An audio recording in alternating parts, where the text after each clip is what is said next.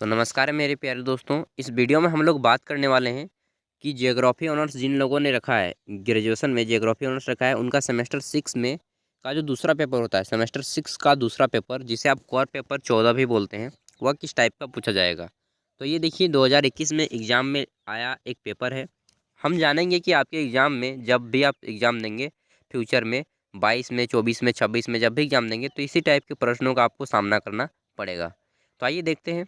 सभी को मालूम है कि 60 नंबर का पेपर होता है, 3 घंटे समय दिए जाते हैं और यहाँ पे बोला जा रहा है कि आंसर एनी 3 क्वेश्चन इन विच, यानी कि किन्हीं 3 प्रश्नों के उत्तर देने हैं, जिसमें क्वेश्चन संख्या 1 आपका कंपलसरी है। ठीक, प्रश्न संख्या 1 कंपलसरी है।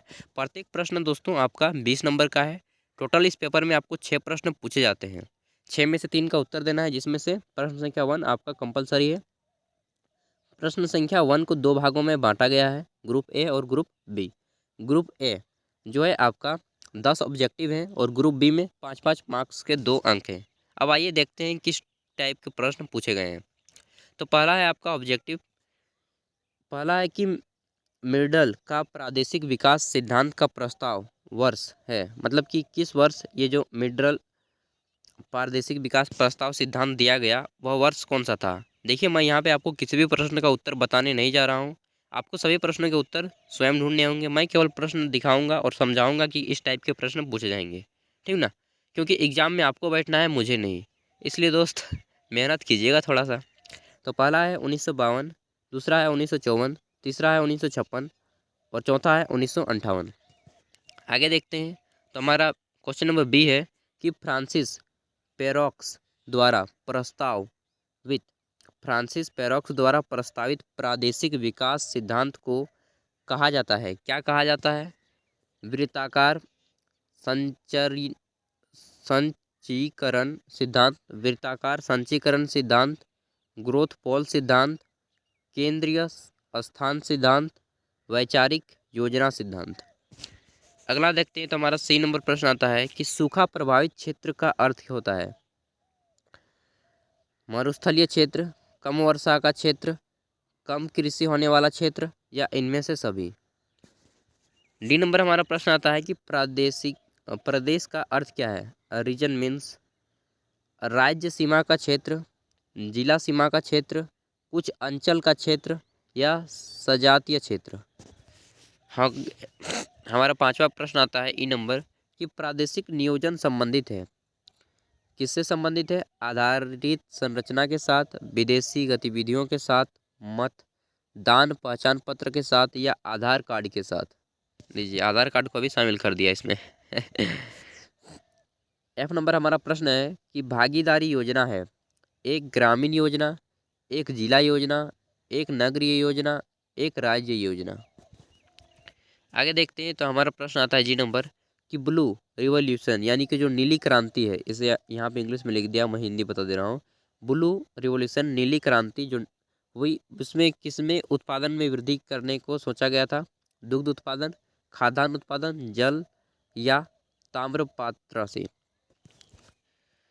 आगे देखते हैं। तो यहाँ पे ताम्रपात्र मैंने पढ़ दिया, सॉरी, यहाँ पे होगा तापमात्रा, वाइट टेम्परेचर, विथ टेम्परेचर, यानी कि तापमान के साथ। आगे देखते हैं। तो हमारा प्रश्न आता है झारखंड का कौन सा शहर एक नियोजित शहर है। Which city of Jharkhand is a planned city. तो पहला है आपका रांची, दूसरा है धनबाद, तीसरा है बोकारो स्टील सिटी और चौथा है हजारीबाग। आगे देखेंगे। तो हमारा आता है प्रश्न नंबर आई कि केंद्रीय स्थल सिद्धांत शुरू हुआ। केंद्रीय स्थल सिद्धांत कहाँ से शुरू हुआ। सेंट्रल प्लेस थ्योरी हैज, यहाँ पे प्रश्न को काट दिया गया है, इंट्रोड्यूस बाय। तो किसने इंट्रोड्यूस किया था केंद्रीय स्थल सिद्धांत को। अल्फ्रेड वेबर के द्वारा, वाल्टर किस्ट्रॉल के द्वारा, 3 नंबर है आपका वॉन थ्यूडेन के द्वारा, चौथा है आपका अगस्टस लास्ट के द्वारा। अगला है अंतिम प्रश्न जे नंबर, भारत में क्षेत्रीय सर्वेक्षण इकाई की स्थापना 1956 ईस्वी में हुआ, किसके द्वारा हुआ।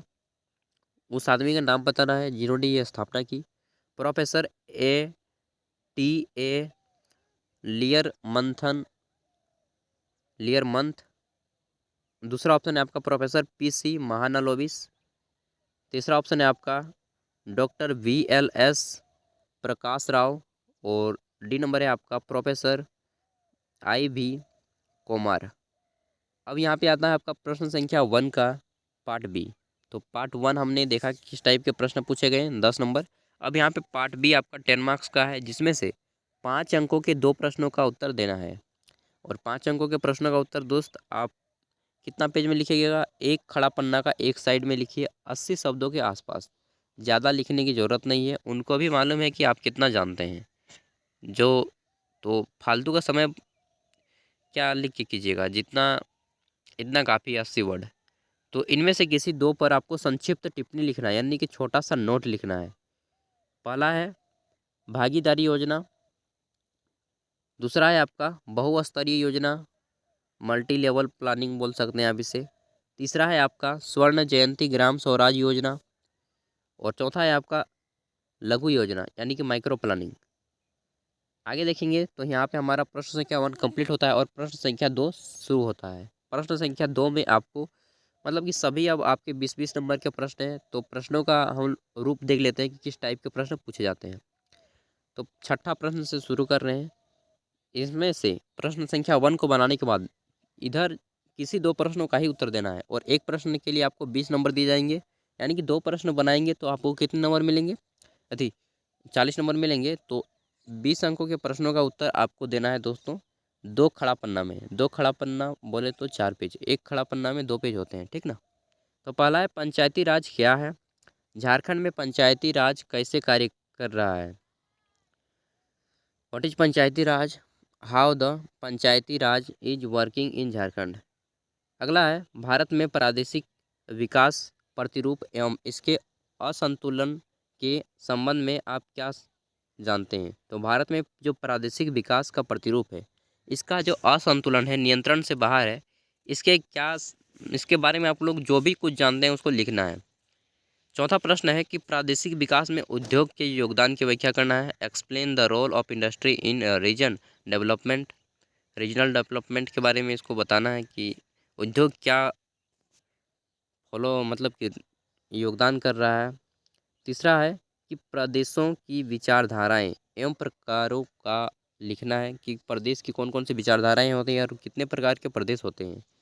Right about concept and types of regions. और दूसरा प्रश्न है आपका कि प्रादेशिक विकास सिद्धांत क्या है, वर्णन करना है। What are theory of regional development explain.